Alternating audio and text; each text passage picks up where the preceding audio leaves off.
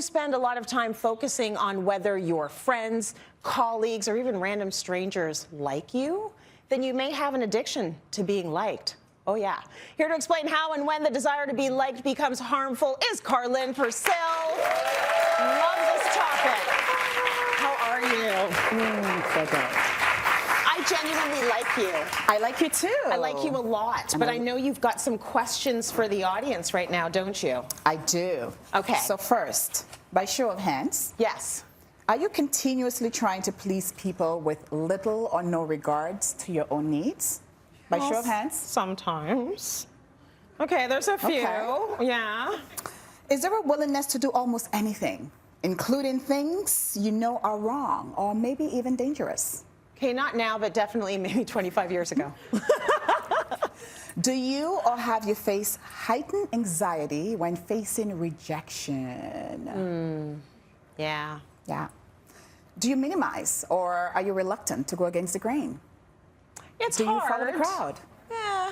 Sometimes? Yeah, sometimes. Okay. Do you agonize over that one person who doesn't like you? 23 positive comments, 1 negative one. Look at this, Leo. Look what they said. Yeah, it's a problem, right? Yes. The focusing on the negative or the people that don't like you. So can you first explain, is it like, it's okay to want to be liked, right? Like this is a normal Absolutely. human instinct? Absolutely. And as you notice from everyone, right, we've all been through that situation where we question, Yeah. right, whether or not we're being liked. Yeah. Being liked is a human trait. And as human beings, we are wired for connection. So Right. we want to feel connected. And when we are connected to others, we feel safe, we feel loved, and we feel like we belong. Right. So when we are being liked, when it's coming from that place of our internal locus of control, meaning that your like doesn't matter, Tracy, I like me for who I am, it's a very healthy like. That's the place we all want to get to. That's And the one stay- thing I stay will there. like check off for aging. You get in with yourself real good. Hopefully you Yes. do. And then it's like everything extra is just gravy because just you're gravy. good with you. So there's wanting to be liked and there's needing to be liked. Yes. How do we know which one we fall under? So needing to be liked, and let's go back to your locus of control. And locus Yeah. of control really looks at, am I looking for external focus in terms of external drivers driving my need to be liked, or is that really coming from inside? So if it's coming from the outside, then there's a need. And if there's a need, there might be an addiction.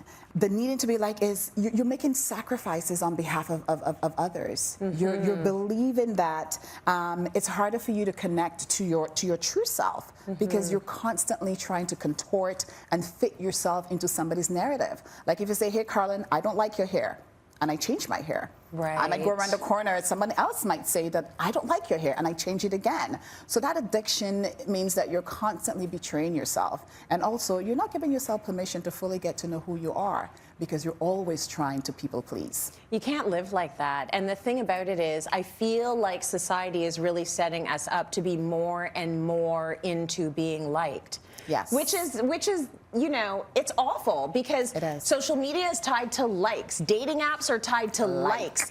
All of these things are about how many thumbs ups can I get, how many check marks can I get, how much Yes. positive affirmation can I get from the outside world. None of that is coming from within. So I think it's going to be harder and harder to fight that based on just how the world is set up. So talk to me a little bit about some of the reasons why we might feel the need for people to like us. Where does that Yes. come from? It's coming from most likely socialization, right? Growing up. How many times were you encouraged to go outside of, well, I don't want to talk to that person or I don't like that person, but you're being forced to because you have to keep, you know, the peace. It's seen as respectful. It's seen as go respectful. hug your uncle. Go say hi to Exactly. your aunt. Exactly. You got to go do it. Exactly. Right? And then that distrust of self follows us into adulthood. It also can come from trauma. Yes. And also it comes from our inability to manage our self-esteem, right? Again, that external locus of control or focusing on external circumstances. Yeah. It can also come from anxiety. Right. And of course, human nature. Again, we're Yeah. wired for connection. So we are wired to also connect with and to others. So it's natural for you wanting to be liked, but also remember that if you're addicted to being liked, Yeah. it means that you're looking outside of yourself. I go back and forth with this with my kids because I was raised with the be polite, but then it's almost like, ooh, but I also have to raise them to know their boundaries because my Yes. daughter knows her boundaries almost too well. So it's almost like, okay, like I'm always telling her to fix her face because she's got a natural screw face, and then I'm like, maybe you shouldn't fix your face. Maybe you it's should deal with the protection. word. Yes, It's protection. Maybe she knows what she likes and what she doesn't like, and I shouldn't be trying to take that away from her. So how do we unlearn our need to be liked? Well, first, identify your needing to be liked story. What is the story you're telling yourself? Why do you need to be liked? Yeah. The second thing is start small, right? Start by simply saying, hey, actually, I don't like this movie, or I don't want to get together this weekend. Even if everyone in the group is saying, you know, they want to, or everyone is going for the yellow dress. Be the purple cow. Go in the other direction. Yeah. The other thing is to separate your worth from your likes. I always say anyone who likes you outside of you is extra. Right? Your like is the only like that matters. Right. Embrace your authentic self. Live your truth. Let's be honest. You don't like everybody. do you? Right? I don't like everybody, and not everyone's going to like me. Exactly. Man, was that a tough pill to swallow. Right. But it's the truth. But it's so freeing. It's very It's so freeing. freeing. Some people are just not going to like me because they just that's don't okay. like me. And that's that okay. is okay. Because I think we all do that. There's some people, their energy is off. You don't really want them around you. You don't really need any more of an explanation than that. Exactly. So you have to understand that that's the way it's going to be when people are dealing with you as well. Exactly. Now, going back to the socialization of likeness in the digital era. Yeah.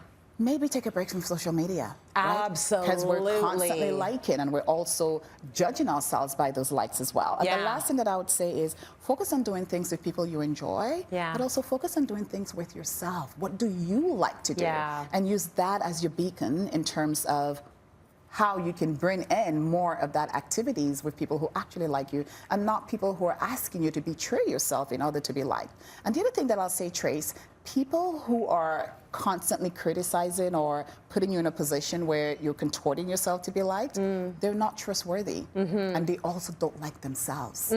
So remember that always. People who don't like you, they also don't like themselves. Cheryl Lee Ralph has said some really amazing things on this topic. There's one clip we got, or a quote that she said at the Critics' Choice Awards. Can you read it out for us? I think everyone loves this quote. So she said that people don't have to like you.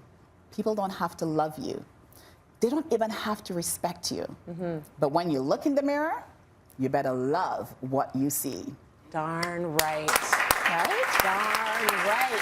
And now, but Tracy, talking about being liked and being loved, it was announced that you will be awarded the Academy of Canadian Cinema and Television's Changemaker Award for 2023. For those who don't know, the award recognizes those pushing for progress in Canadian media and honors those using their voice to call out systemic racism, promoting equity and inclusion. Tracy, we have to ask you, how does it feel?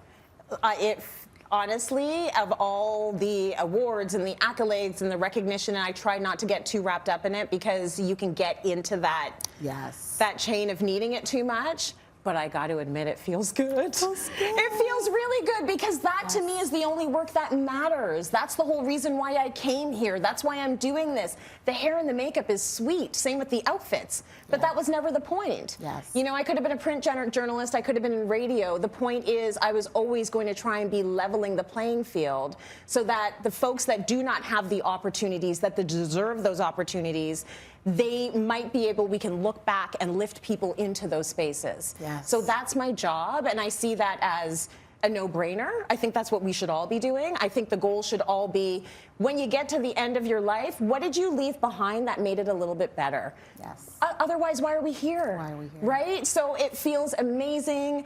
And I love that I've been acknowledged in this particular way because it is about helping and it is about caring for each other. It's about, you know, being humans together. So thank you, Karlyn. Thank you, Tracy. Thank you. We don't like you, Tracy. We love you. I love you too. I love you too. Oh my God.